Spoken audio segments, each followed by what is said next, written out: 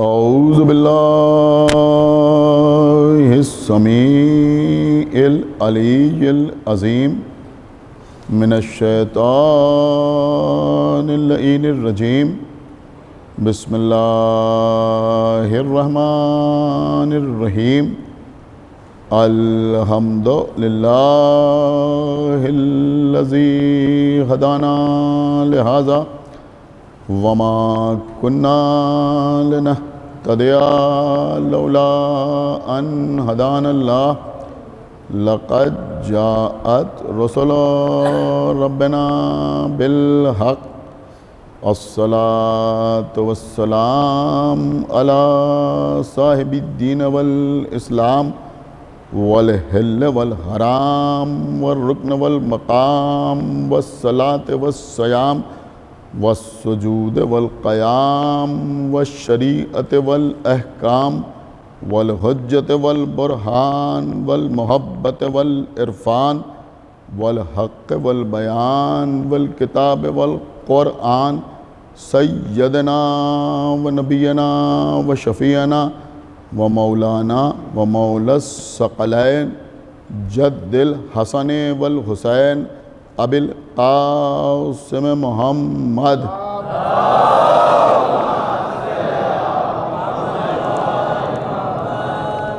وعلى اہل بیتہ الطیبین الطاہرین المعصومین المظلومین المنتخبین المنتجبین الذین اذہب اللہ عنہم الرجس وطہرہم تطہیرا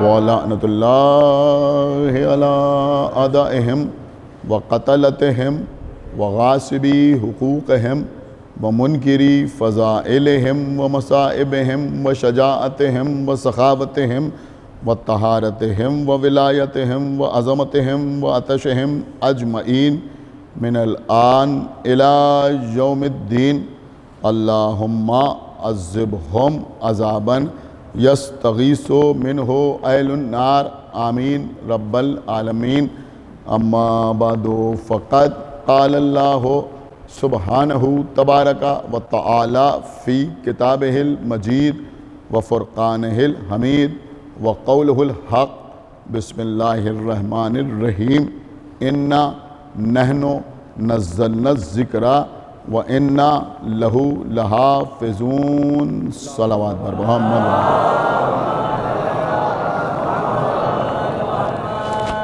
حضرات مسلسل آپ سے تحفظ ذکر کے عنوان پر گفتگو کا سلسلہ جاری و ساری ہے۔ اس عنوان کے لیے سورہ ہجر کی جس آیت کو مسلسل سرنامہ سخن کے طور پر تلاوت کرنے کا شرف حاصل کر رہا ہوں۔ اس آیت میں خالق کائنات ارشاد فرما رہا ہے کہ ہم ہی ہیں اس ذکر کے نازل کرنے والے اور ہم ہی ہیں اس ذکر کی حفاظت کرنے والے۔ اول علماء نے مفسرین نے اس آیت میں ذکر کے معنی قرآن تحریر کیے۔ کل سے جو میں آپ سے گفتگو کر رہا ہوں وہ انہی معنی کے تحت کر رہا ہوں۔ انشاءاللہ آگے کی مجالس میں ذکر کے اور کیا کیا معنی ہیں وہ بھی آپ کی خدمت میں عرض کروں گا۔ کل میں نے یہ عرض کیا تھا کہ اللہ نے قرآن نازل کیا تو آواز دی کہ انا نحن ہم ہیں اس قرآن کے نازل کرنے والے۔ جہاں جہاں اللہ اپنے لیے میں کے بجائے ہم کا لفظ استعمال کرتا ہے، میں نہیں بلکہ علماء یہ کہتے ہیں کہ وہ امور وہ ہیں جو اللہ نے کسی کے وسیلے سے انجام دیے، کیونکہ اللہ نے قرآن کو جبرائیل کے وسیلے سے نازل کیا، یعنی نزول قرآن کے لیے جبرائیل وسیلہ بنے، لہذا اللہ نے نزول قرآن کے سلسلے میں اپنے لیے میں کے بجائے ہم کا لفظ استعمال کیا، انا کے بجائے نحنو کا لفظ استعمال کیا کہ ہم ہیں اس قرآن کے نازل کرنے والے۔ عزیزوں، یہاں پر قابل غور بات یہ ہے کہ اللہ نے نزول قرآن کے لیے کسی غیر معصوم کو وسیلہ نہیں بنایا، بلکہ جبرائیل کو وسیلہ بنایا، جو فرشتہ ہے، جو بے خطا ہے، جو معصوم ہے، جو صاحب عصمت ہے۔ اللہ نے معصوم فرشتے کو، حالانکہ فرشتوں کی عصمت اور ہے، انبیاء کی عصمت اور ہے، اور محمد و آل محمد کی عصمت اور ہے۔ ایک صلوات پڑھیں بر محمد و آل محمد۔ لیکن بہرحال فرشتہ بھی معصوم ہے، تو اللہ نے معصوم فرشتے کو نزول قرآن میں وسیلہ قرار دیا، یہ بتانے کے لیے کہ دیکھو نزول قرآن کے لیے بھی کسی غیر معصوم کو وسیلہ نہیں بنایا جا سکتا۔ اللہ نے جس فرشتے کو اللہ نے وسیلہ قرار دیا، اسے جبرائیل کہتے ہیں، اسے سید الانبیاء کہتے ہیں، اسے استاد ملائک کہتے ہیں، اسے روح الامین کہتے ہیں، اسے امین وحی کہتے ہیں۔ اگر آپ بولنا چاہیں تو میں ایک جملہ آپ کے سامنے عرض کروں کہ تمام مسلمان فرشتوں کے نام کے ساتھ علیہ السلام لگاتے ہیں، رضی اللہ نہیں لگاتے۔ ایک صلوات پڑھے بر محمد و آل محمد۔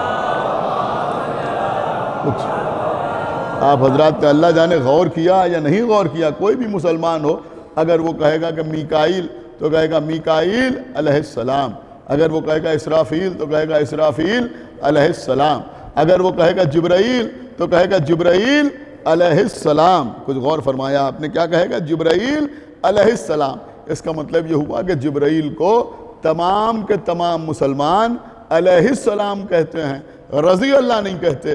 اب ذرا آپ خدا کے لیے توجہ فرمائیں کہ اللہ کہہ رہا ہے ہم ہی ہیں اس قرآن کے نازل کرنے والے، اور ہم ہی ہیں اس قرآن کی حفاظت کرنے والے۔ تو اس کا مطلب یہ ہوا کہ نزول قرآن میں بھی اللہ نے کسی کو وسیلہ بنایا، اور حفاظت قرآن کے لیے بھی اللہ نے کسی کو وسیلہ بنایا۔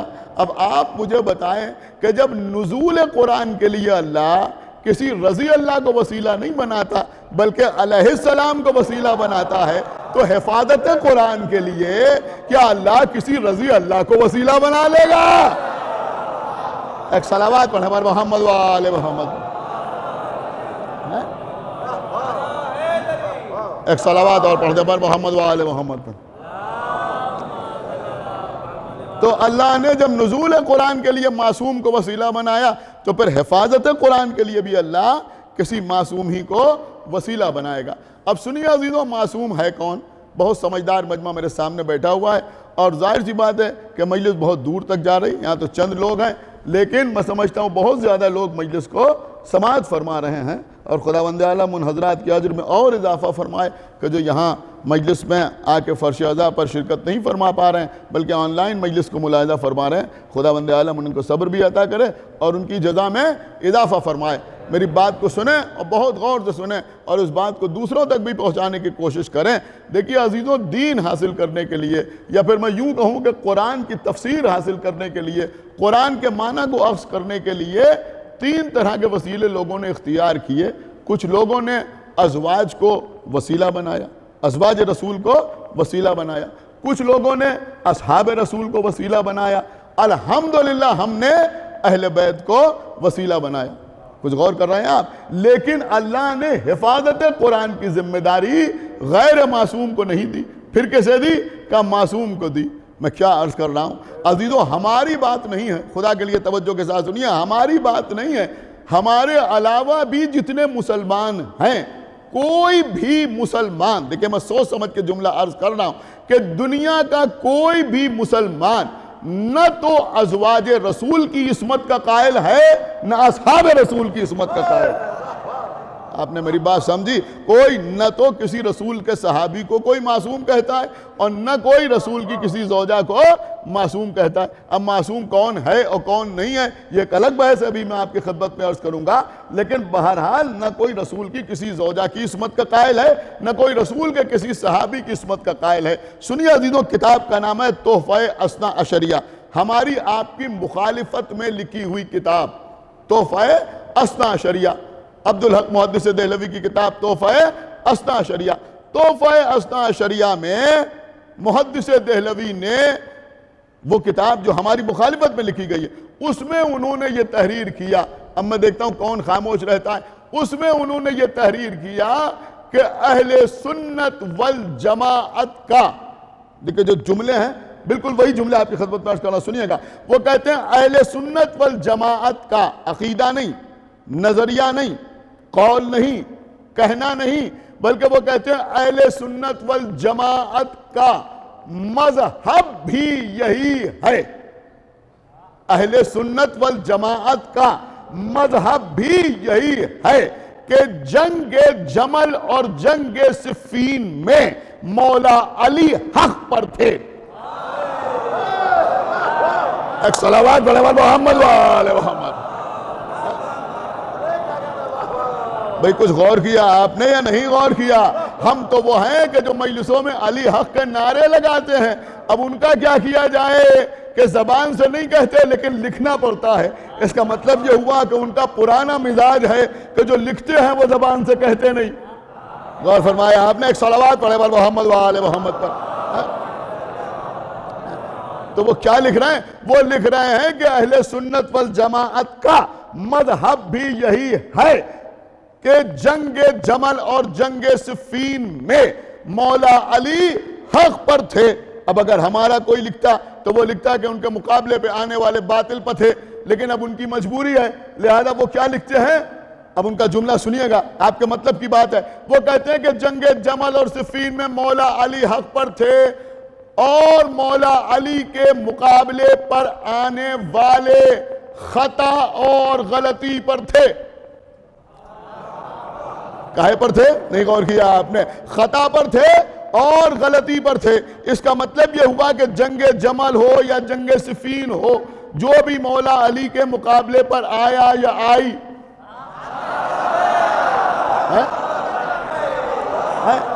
وہ کہہ رہے ہیں وہ خطا اور غلطی پر تھے. وہ خطا اور غلطی پر تھے. بہرحال دوسرا بھی کوئی اچھا کام کرے تو اسے اپریشیٹ کرنا چاہیے. میں سمجھتا ہوں کہ محدث دہلوی جیسی ہمت ہر شخص میں ہونا چاہیے کہ اگر ماں سے بھی خطا ہو تو ایکسپٹ کرے. ہاں ہاں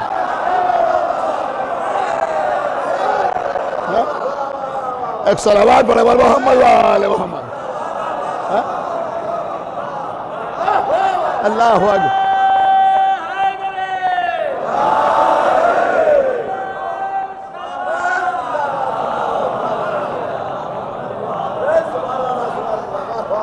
صرف سرکار باب المراد کی عطا ہے. پوری توجہ آپ حضرات کی چاہتا ہوں. انہوں نے لکھا کہ آنے والے خطا اور غلطی پر تھے.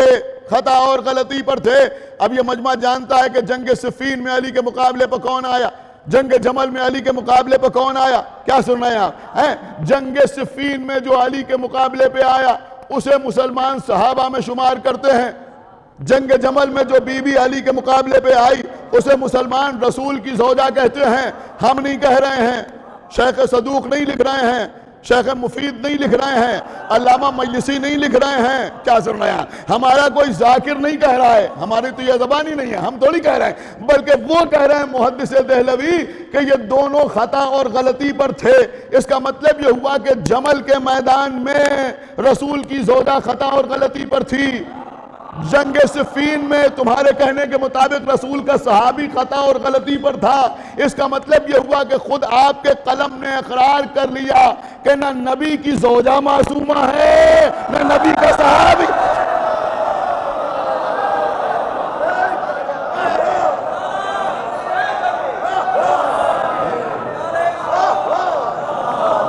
مانا یا نہیں مانا؟ ایک باواز بلند صلوات پڑھے بر محمد وآل محمد. اب سنیے اس کے بعد وہ کیا لکھتے ہیں. اس کے بعد وہ لکھتے ہیں کہ یہ بیچارے،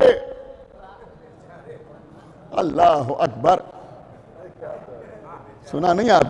وہ لکھتے ہیں یہ بیچارے. عجب بیچارے ہیں.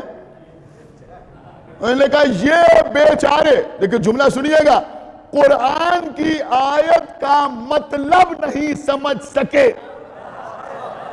لہذا ان سے اجتہادی غلطی ہو گئی. اب اس وقت اجتہادی غلطی پر تبصرہ نہیں ہے، لیکن اتنا ایکسپٹ کیا انہوں نے کہ یہ قرآن کی آیت کا مطلب نہیں سمجھ سکے. اگر میں نہ سمجھ سکوں تو حیرت کی بات نہیں. سمجھ رہے ہیں آپ؟ اس لیے کہ ہم ہندوستان میں رہتے ہیں، عربی ہماری زبان نہیں ہے.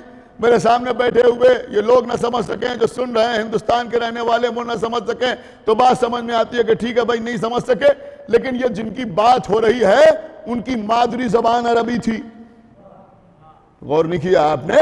جن کی بات ہو رہی ہے ان کی مادری زبان، آپ شاید غور ہی نہیں کر رہا میں کیا عرض کر رہا، ان کی مادری زبان عربی تھی. اگر اس مجمع کے سامنے میں کوئی جملہ انگلش پہ کہوں، کچھ نے سمجھا کچھ نے نہیں سمجھا، کوئی بات نہیں، سب کی زبان مادری زبان انگلش نہیں ہے.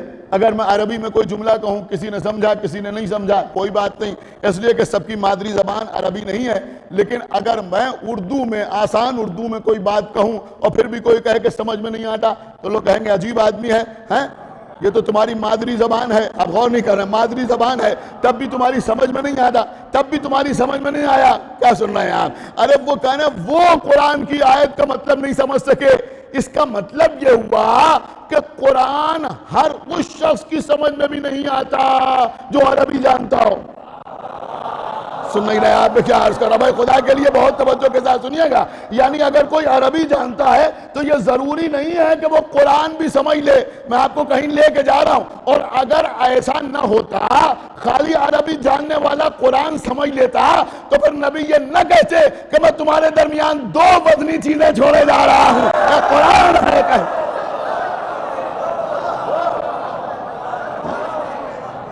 ایک صلوات پڑھے بر محمد و آل محمد.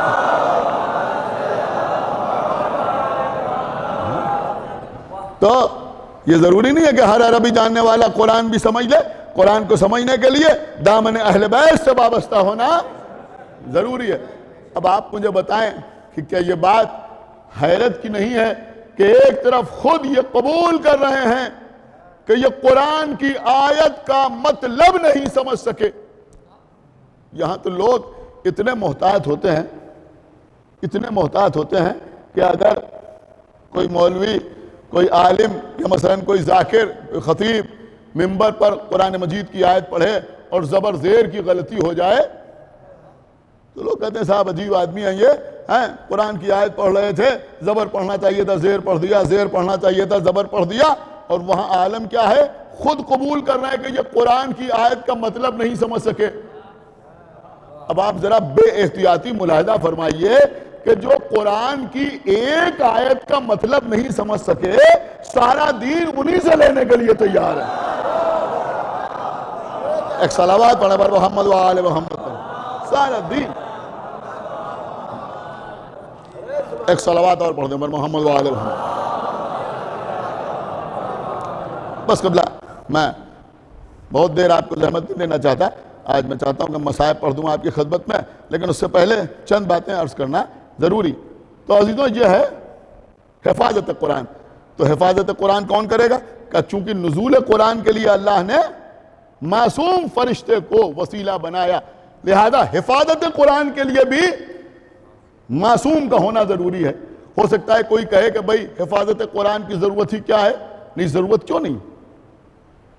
اس لیے کہ دشمنان قرآن کتنے طاقتور ہیں اس کا آپ کو اندازہ نہیں. بھئی آپ غور کیجئے، حفاظت دشمنوں ہی سے تو کی جاتی ہے نا.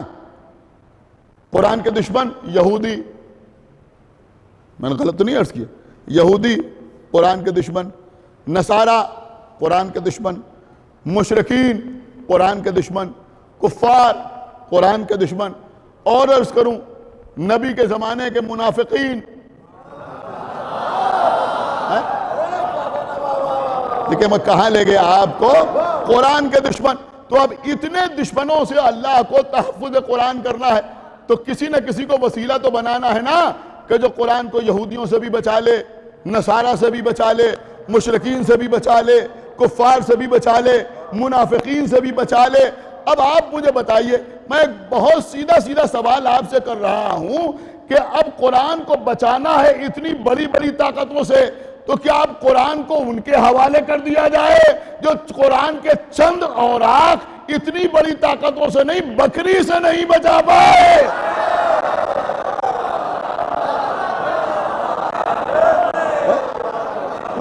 کر دیا تھا بھائی. ایک صلوات اور پڑھے محمد و آل محمد.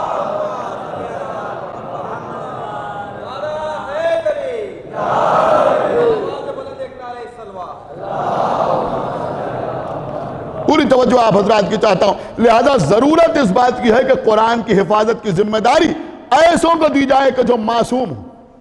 جو معصوم ہے، میں آپ کو کہاں لے کے گیا، جو معصوم ہو. تو اس کا مطلب یہ ہوا کہ اللہ کا ایک کام یہ بھی ہے کہ وہ قرآن ایسوں کے حوالے کرے، ان کے وسیلے سے قرآن کو بچائے کہ جو معصوم ہو. تو یہ مسئلہ ہی اتنا اہم ترین تھا کہ اللہ کے تیور اپنے حبیب سے بدل گئے. یا ایھا الرسول بلغ ما انزل الیک من ربک وَإِن لَمْ تَفْعَلْ فَمَا بَلَّغْتَ رِسَالَتَهُ وَاللَّهُ يَعْصِمُكَ مِنَ النَّاسِ. اے ہمارے حبیب پہنچا دو وہ پیغام جو تم پر تمہارے رب کی جانب سے نازل کیا جا چکا. اور اگر یہ نہ پہنچایا تو گویا کار رسالت انجام نہیں دیا. یوں سمجھیں کہ غدیر میں علی کو ہاتھوں پر اٹھا کر ولایت علی کا اعلان نہیں ہو رہا ہے. یہ بتایا جا رہا ہے کہ اللہ نے جو قرآن کے تحفظ کا وعدہ کیا ہے وہ اس کے بھروسے میں کیا ہے. ایک صلوات پڑھیں محمد و آل محمد. اس کے بھروسے پر کیا جس کے ہاتھوں پر اٹھا کے دکھایا جا رہا ہے. ایک صلوات اور پڑھیں محمد و آل محمد. ان کے بھروسے پر کیا جا رہا ہے. آپ میری طرف متوجہ ہیں. ایک صلوات اور پڑھیں محمد و آل محمد.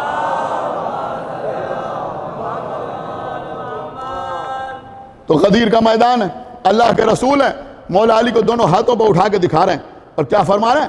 من کنت مولا ہو فہذا علی جن مولا. جس کا میں مولا ہوں، جس کا میں مولا ہوں، اس کا یہ علی مولا ہے.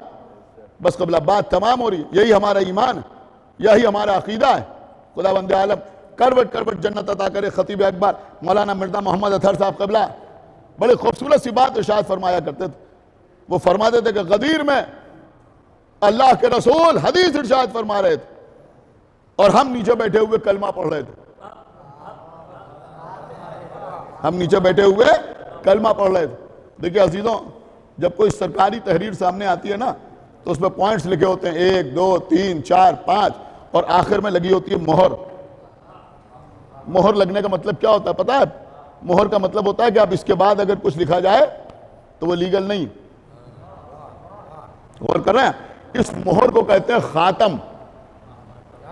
دیکھیں سنیں یہ مجموعہ، بچے بہت غور سے سنیں، ہو سکتا ہے کوئی نئی بات ہو ان بچوں کے لیے. اس مہر کو، اس سیل کو کہتے ہیں خاتم. پیغمبر اسلام کو جو خاتم الانبیاء کہا جاتا ہے، خاتم الانبیاء، یہ ان معنوں میں بھی کہا جاتا ہے کہ نبوت میں آخری، بس مہر لگ گئی، اب اس کے بعد کوئی نبی نہیں آئے گا. انبیاء کے خاتم ہے کون؟ پیغمبر اسلام.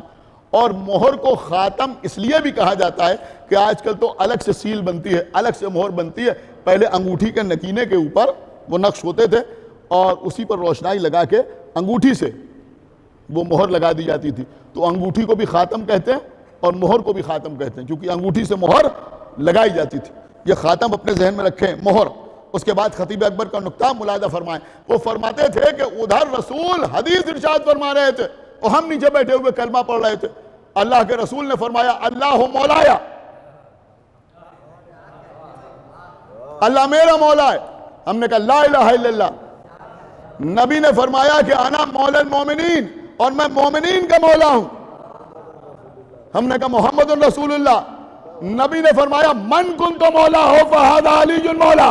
ہم نے کہا علی ولی اللہ. اور جیسے ہی ہمارا کلمہ مکمل ہوا اللہ نے جبرائیل کو بھیج کے مہر لگا دی، الیوم اکملت لکم دینکم.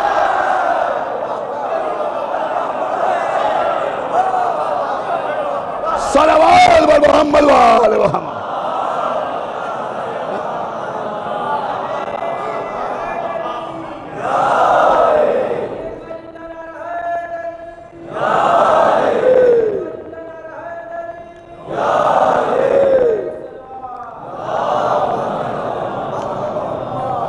اکملت لکم دینکم واتممت علیکم نعمتی. بس ہم نے دین کو کامل کر دیا اور نعمتوں کو تم پر تمام کر دیا. یہ علی ولی اللہ کیا سمجھتے ہیں لوگ؟ علامہ مجلسی علیہ الرحمہ، کتاب کا نام بہار الانوار. علامہ مجلسی نے تحریر کیا کہ ہمارے چھٹے امام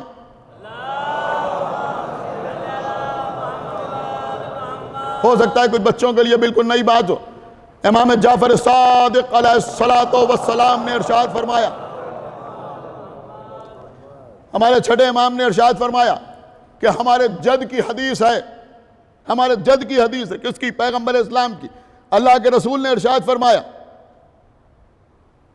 اور چھٹے امام نے بیان فرمایا کہ پیغمبر ارشاد فرماتے ہیں کہ جبریل امی میرے پاس آئے اور آنے کے بعد کہا کہ اے میرے حبیب، میں روز قیامت آپ کی ساری امت کو داخل جنت کر دوں گا۔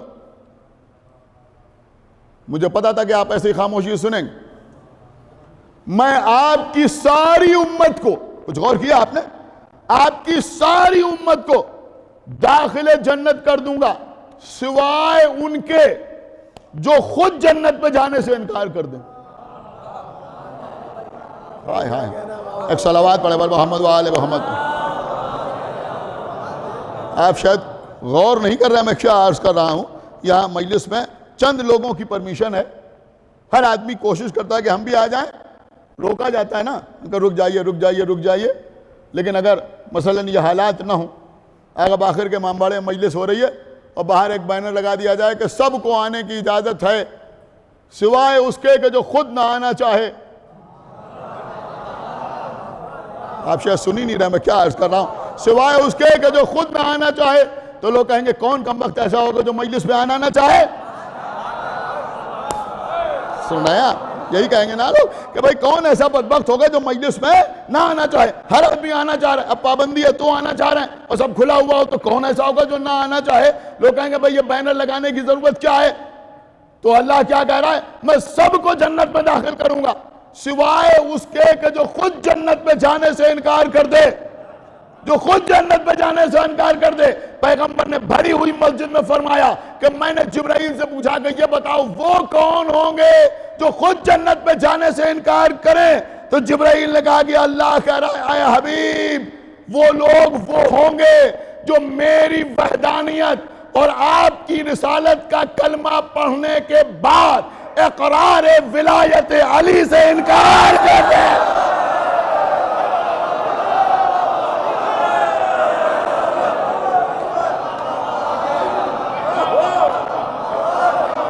ایک صلوات پڑھے محمد و آل محمد۔ اب بھیا سوچ سمجھ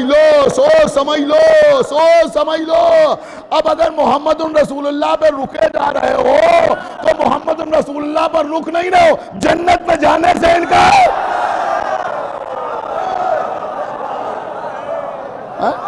ایک صلوات پڑھے محمد و آل محمد۔ بس قبلہ بات تمام۔ ولایت امیر المومنین اور عزائے سرکار سید الشہداء، یہی ہماری پہچان، ہمارا تشخص، بلکہ یوں کہا جائے کہ یہی ہماری زندگی ہے۔ عزیزوں، ادھر محرم کا چاند نمودار ہوتا ہے، ہمارے دل بے قرار اور بے چین ہو جاتے ہیں۔ اس سال تو غم کے ساتھ ساتھ گھٹن بھی ہے۔ خداوند عالم بطفیل محمد و آل محمد ہمارے اس گھٹن کو دور کرے، یہ بلا ختم ہو، ہم جیسے عزائے حسین کرتے تھے اسی انداز سے عزائے حسین کریں۔ ہماری جان قربان، آج 4 محرم، ہر سال اس صدقہ خانے میں آج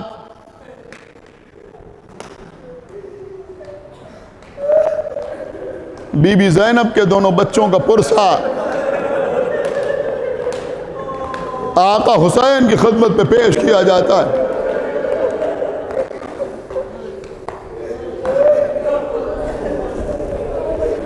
سنیے عزیزوں، آقا حسین نے حج کو عمرے سے تبدیل کیا۔ امام حسین مکے سے روانہ ہوئے، جناب عبداللہ ابن جعفر شہزادی کے شوہر مکے تک، مدینے سے مکے تک آقا حسین کے ساتھ آئے تھے۔ مکے میں آگے بیمار ہو گئے، حکم دیا، بڑا مرتبہ ہے جناب عبداللہ ابن جعفر کا۔ اگر آپ کو یاد ہو تو میں نے 4-5 سال پہلے آج کی مجلس میں بڑی تفصیل کے ساتھ جناب عبداللہ ابن جعفر کا تذکرہ کیا تھا۔ غالباً جہاں تک مجھے یاد ہے، اگر میں غلطی نہیں کر رہا ہوں تو 2015 میں۔ سنیے گا وہ مجلس بھی پھر سے نکال کر یوٹیوب پر۔ جناب عبداللہ ابن جعفر، بہت بڑی شخصیت کا نام ہے جناب عبداللہ ابن جعفر، بیمار ہو گئے۔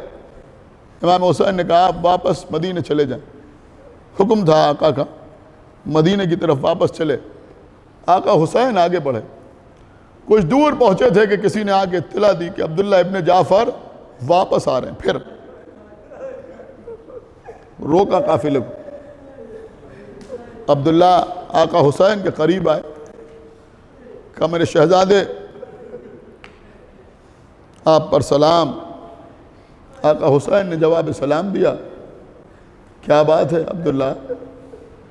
اگر آپ کی اجازت ہو تو میں اپنی شریک حیات سے کچھ گفتگو کر لوں۔ بسم اللہ۔ عبداللہ ابن جعفر بی بی زینب کی عماری کے قریب آئے، آ کے صرف اتنا کہا، اے علی و فاطمہ کی بیٹی زینب، آپ پر ہمارا سلام۔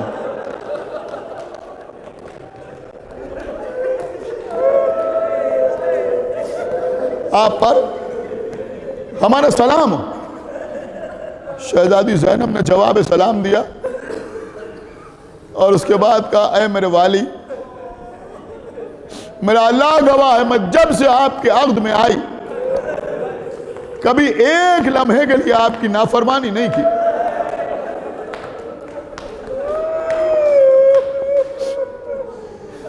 عزیزوں کلیجہ پھٹ جائے یہ جملہ سن کے، اگر احساس ہو جائے۔ آپ کو پتہ ہے کیا فرمایا؟ کہ میرے والی، میں نے ایک لمحے کے لیے بھی کبھی آپ کی نافرمانی کو گوارا نہ کیا۔ اس وقت بھی آپ جو حکم دیں گے میں اس پر عمل ضرور کروں گی، لیکن زندگی بھر کی اطاعت کے صلے میں، اب جملہ سنیں گے، زندگی بھر کی اطاعت کے صلے میں زہرا کی بیٹی، ایک بار پھر کہہ دوں بی بی کے جملے، زندگی بھر کی اطاعت کے صلے میں زہرا کی بیٹی آپ سے یہ گزارش کرتی ہے کہ آپ کچھ بھی حکم دیجیے گا مگر مجھے بھیا کے ساتھ جانے سے روکیے گا۔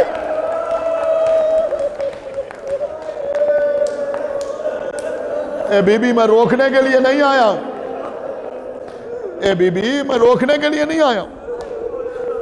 اے بی بی اگر آقا حسین مجھے حکم نہ دیتے تو میں واپس نہ جاتا، میں بھی کربلا چلتا آقا پر جان قربان کرنے کے لیے، لیکن بی بی میں آیا اس لیے ہوں کہ جب کوئی سفر پہ جاتا ہے تو صدقہ اس کے ساتھ کیا جاتا ہے۔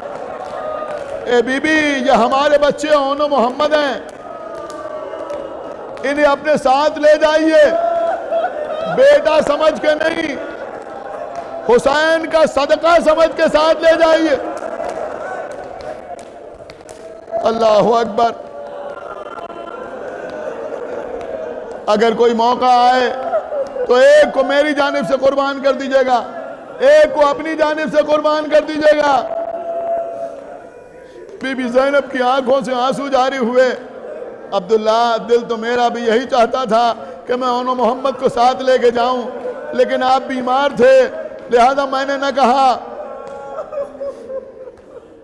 اللہ آپ کو اس قربانی کا اجر عطا کرے۔ عزیزوں قافلہ چلا، عبداللہ اپنے چند غلاموں کے ساتھ تنہا مدینے کی طرف واپس گئے، اون و محمد ماموں کے ساتھ چلے، قافلہ کربلا آ گیا۔ بس عزیزوں جلدی جلدی پڑھ رہا ہوں، روز عاشورہ امام حسین کے انصار جاتے رہے آتے رہے، جاتے تھے، میدان سے لاشا واپس آتا تھا، اون محمد بار بار اٹھتے تھے، ماموں ہمیں میدان میں جانے کی اجازت، میرے بچوں میں تمہیں میدان میں جانے کی اجازت کیسے دے دوں؟ تو میری چاہنے والی بہن کے بیٹے ہو۔ بچے بار بار اجازت مانگتے ہیں، امام حسین سے اجازت نہیں ملتی، یہاں تک ایک وقت ایسا آیا جب شہزادی زینب آقا حسین کے سامنے آئیں، اے بھیا حسین، اے بھیا حسین، میں کون ہوں؟ کہا آپ ہماری شریک کار ہیں۔ کہا بھیا حسین کچھ میرا حق آپ پر ہے؟ کہا بے شک بہت بڑا حق ہے آپ کا ہمارے اوپر۔ کہا بھیا اگر میں کچھ مانگوں گی تو آپ دیں گے نا، عطا کریں گے؟ اے بھیا میں نے زندگی میں آپ سے کچھ نہیں مانگا، اے بھیا میرے بچوں کو میدان میں جانے کی اجازت دے دیجئے۔ آنکھوں سے آنسو روانہ ہوئے، آنسو رواں ہوئے حسین کی آنکھوں سے۔ بھیا عباس، حضرت عباس 2 گھوڑے لے کے آئے، ایک بچے کو حسین نے گود میں اٹھایا، دوسرے کو عباس نے اٹھایا، گھوڑوں کو سوار کیا۔ چھوٹی چھوٹے تلواریں جن کو نیمچے کہتے ہیں بچوں کی کمر میں لگے ہوئے ہیں، جاؤ میرے بچوں خدا حافظ۔ بچے جانے لگے، پلٹ کے دیکھا ماموں حسین، اے ہمارے ماموں عباس، ہماری جنگ ضرور دیکھیے گا۔ اب عزیزوں،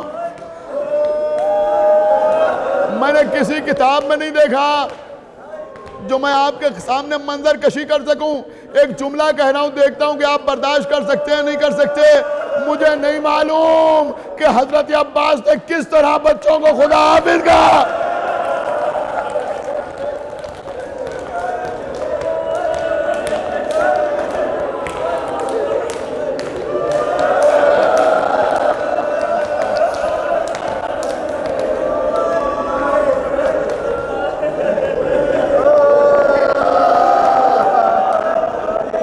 دیکھیے میری بات سمجھ،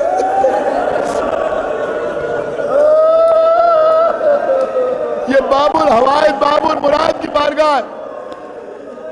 میں قسم کھا کے کہتا ہوں، حضرت عباس کا داہنا بازو قلم ہو جانا، بایاں ہاتھ کٹ جانا، آنکھ میں تیر لگنا، سینے کے تیروں سے چھلنی ہو جانا، سر پر گرز پڑنا، سر کے بل زمین پہ آنا، حضرت عباس کے لیے اتنی بڑی مصیبت نہیں ہے جتنی بڑی مصیبت عباس کے سامنے اون محمد کا مارا جانا، قاسم کا پامال ہونا۔